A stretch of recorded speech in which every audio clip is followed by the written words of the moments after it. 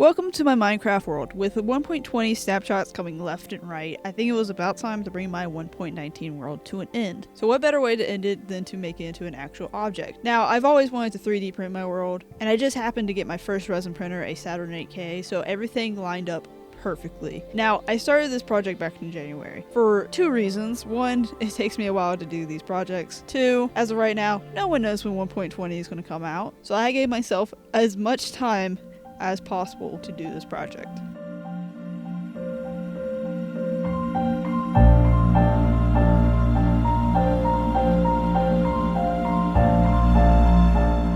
Now, in order to print my world, I need to do a few things. The whole to-do list is to take my Minecraft world, turn that into an OBJ file, and then take that and turn it into an STL file. First step, preparing my Minecraft world. Now, this will make a lot of sense when we get to the next step, but there's only really two things we gotta do. First, we have to get rid of all the glass panes and doors. Then we have to make every building solid, including all the cave systems below. And thanks to World Edit, this went by a lot faster. Also, genocide may have been involved.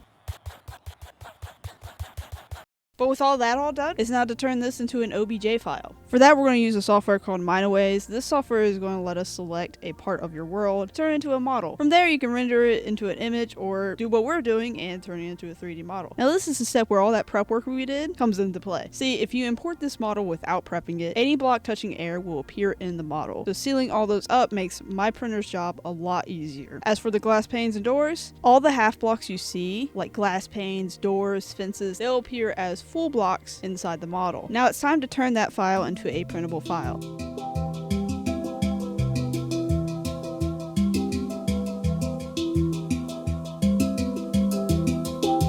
So instead of using Cura like I do for my other FDM printers, I need to use another program. Now, disclaimer, I'm still very new to resin printing, so take everything I say with a grain of salt and do deep research before getting any kind of printer. But with that, let's get back to it. Now, there are two go-to programs for resin printing, Box and Lychee. I chose Lychee just because I actually really like the fruit, but after you choose the program that you like and tune your printer, now it's time to print. Now, after the model was printed, I put my models through 2 IPA baths. The first one is in a bowl where I scrub it down with a toothbrush. This is also where I try to take off some of the supports. The second bath is just where I switch it around for like a little bit, and then next I let it dry for however long it needs. But after it's all dry, it is time to cure it. This is also where I cure everything from gloves, paper towels, and supports. I'll throw away the gloves and the paper towels, but I'll keep the supports for a future project. After it was cured, it was time to get the rest of the supports off. Now, this was a long process. I ended up breaking the model in some spots, so I had to come back and resin those up after. But once I got it to lay flat, it was time to paint it.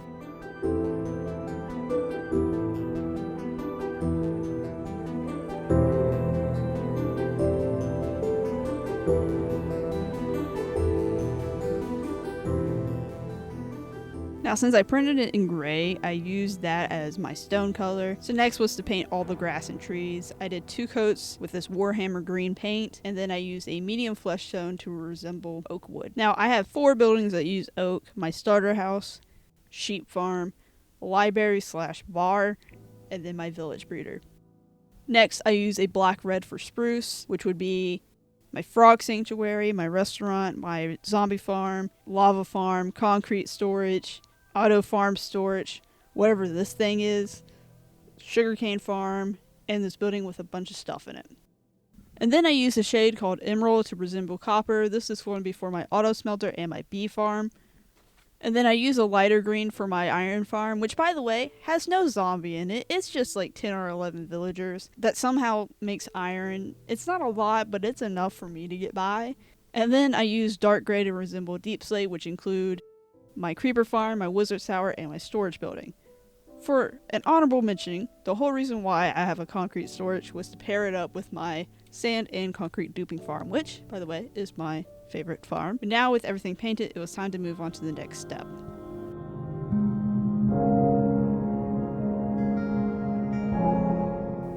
Now, I know I wanted to display this somehow. At first, I thought about putting it on a piece of wood or in a snow globe. The wood felt lazy, and then it was also getting close to spring, so I don't know where I would have found a snow globe from. And then one day I was in Target, and I found this little terrarium jar, and I thought it would be perfect. So then I went to a craft store, and I bought fake moss, and I also bought rocks. Yes, I bought rocks. Do I kind of regret it? Yeah. Especially when there's rocks outside. But you know what? I bought rocks and I bought fake moss. That's only because I didn't want anything live in this jar. When I test fitted the model in the jar, it felt lonely. It needed something. There was way too much space. So I went back and I 3D printed a 1.19 sign. I then spray painted it glossy black, and then I tried to make raindrops with resin, but it didn't turn out too well. But I put it in the jar anyway. So to start off, I put half the jar of rocks inside. Then I put the world model, scattered some moss, and then I added the 1.19 sign. Then I added more moss, and with that, it was complete.